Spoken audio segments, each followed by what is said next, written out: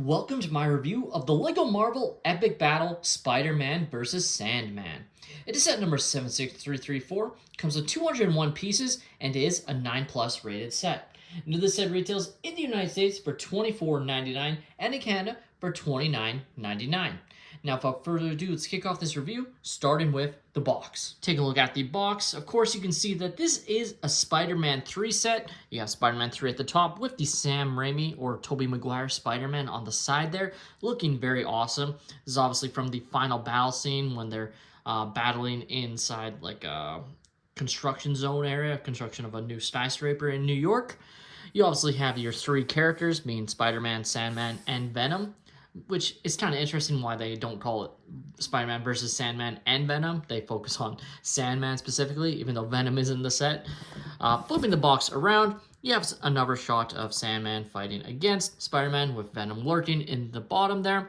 You have the dimensions of the set on the bottom there, which is 13 centimeters or 5 inches wide and 14 centimeters or 5.5 inches tall. Now take a look at the manual, and as you can see, it is a rendered image, which is pretty standard these days. Obviously, I would prefer the box art reprinted on the front of the manuals, but that's okay. Now I do want to bring attention to the back of the manual, as there is some both advertising and kind of an announcement. So this is part of what they're calling the Epic Moment Collection. It's sort of like a mini diorama that LEGO Marvel is now doing, which I always felt like LEGO Marvel should have dioramas. I feel like there's a lot of iconic scenes, and this is kind of their way of doing that. There's obviously another one from Avengers Age of Ultron, which is the Hulkbuster fighting against Hulk, as you can see there. And then the other side, or next page, shows specifically that set, as it is the only other one in the Epic Moment Collection. And then you have some of the other Marvel sets that launched alongside this set. And here we have the extra pieces as left to fall in the build. Nothing too notable, but still all nice pieces you can add to your collection. And take a look at our first minifigure. We have the Tobey Maguire Spider-Man, or I guess the friendly neighborhood Spider-Man here. And overall, it's very awesome to have another Tobey Maguire Spider-Man set. Obviously, this one would have also been included in the other like Spider-Man Final Battle from Spider-Man No Way Home set. Really, the only disappointing thing with this figure to me is both the lack of them including his head and hairpiece.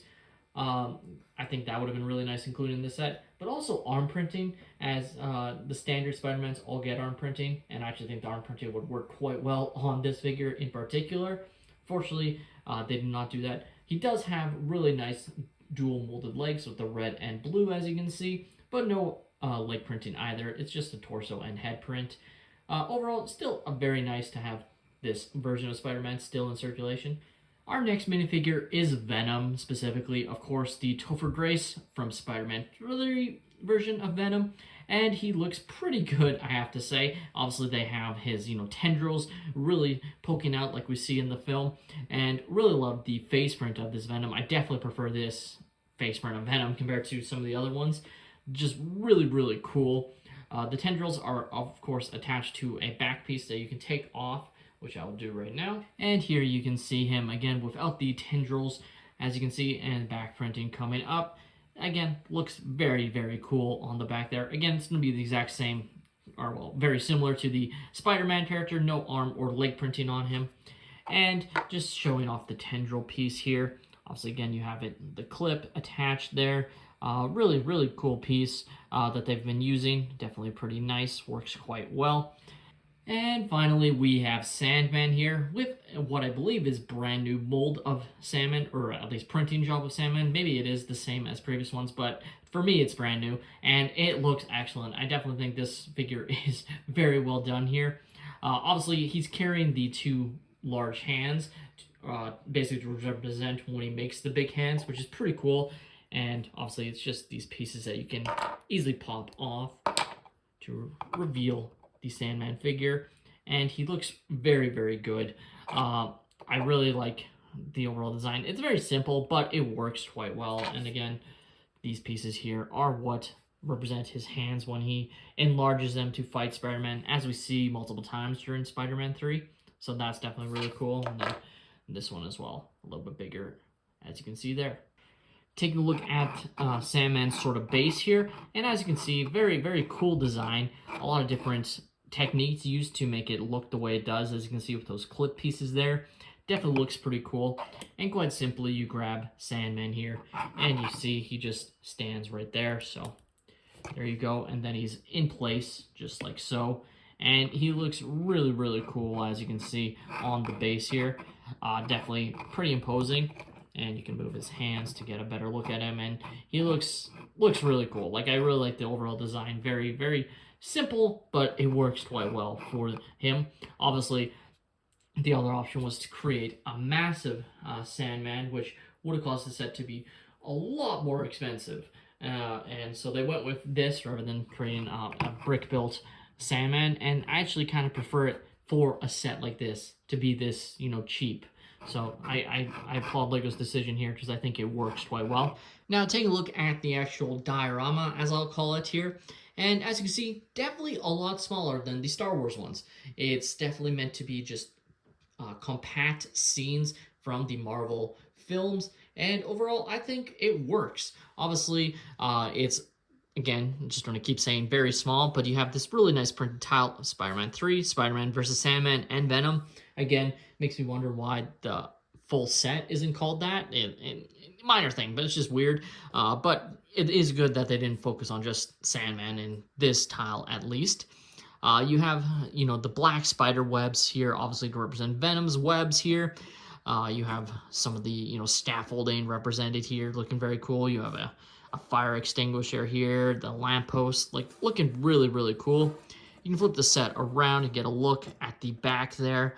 Very, very, basic, but still looks pretty cool. What I like about this set is it's so concise that it can easily go into any shelving unit or on your desk, and it's not going to take up a lot of space. So that's definitely nice. And I think it's really smart, honestly, for LEGO to choose to do it this way rather than the rather bulky dioramas that LEGO Star Wars has done. Now, of course, obviously, being a diorama, you can place your characters onto the set. So here's Sandman. And then Spider-Man here. There's two different clips here, but he could also hang off to anything. But in this case, we'll just have him right here. And then Venom right in this top corner here. Looking just like that. And then you are given a web for Spider-Man to use. So we'll just put it in his hand. And there's no real spots to place the webbing. So I was just placing it sort of around the Venom tendrils, which I'll do again just to show. So just placing it around one of his tendrils, just like that. Like, because then you can do it, you can really place it wherever you want, but I just thought that kind of looked kind of cool. And yeah, that's kind of it with this set. Obviously, you do have, again, some other, like, you could move around the parts if you wanted to place it in your own orientation. But generally, I think this looks pretty good here, of showing Spider-Man basically swinging away from Venom here while Sandman is after him. And what's nice is you do have the ability to turn him quite easily and put him into a different position as you see fit. So let's put him like that, as you see there. A part of the LEGO Marvel Epic Battle Spider-Man vs. Sandman is a great set and a great first edition of the Epic Moment Collection, basically mini diorama series that LEGO was doing for Marvel. Obviously, only 2 sets at the moment, but I really think this lineup has a lot of potential, especially for its low price. Like, no LEGO Star Wars diorama set ever came close to this. Obviously, again, it's not, like, the diorama bases of the Star Wars sets looked a lot better. Like, they did. Obviously, the printed tile was a lot more premium, I would say, than this simple tile here. But I still think something like this has a lot of potential. And so, like I said, they did the Hulk versus Hulkbuster armor from Age of Ultron. But there are so many scenes they could do. I'd love to see them maybe try and do a, hallway or elevator scene from, Winter Soldier. I think that would be a really cool moment to create. Wouldn't get as many minifigures in that set as what it would require to be accurate, but I still think there's a lot of potential there, just off the top of my head. Overall, at its low cost, if you're a Spider-Man fan or a classic, Sam Raimi Spider-Man film, so if Tobey Maguire fan, you're going to love this set, and I definitely think you should pick it up. Like, it's not too expensive. 201 pieces for 25 US, 30 Canadian is not bad in today's market, and especially getting 3 minifigures. No arm or leg printing on them is A bit disappointing, no doubt, but overall, I still think great minifigures to collect here. And yeah, let me know your guys' thoughts on this set in the comments down below. What other LEGO Marvel epic moments do you think they should add to this collection? Let me know. Please leave a like and subscribe if you have enjoyed, and have a great day, everyone.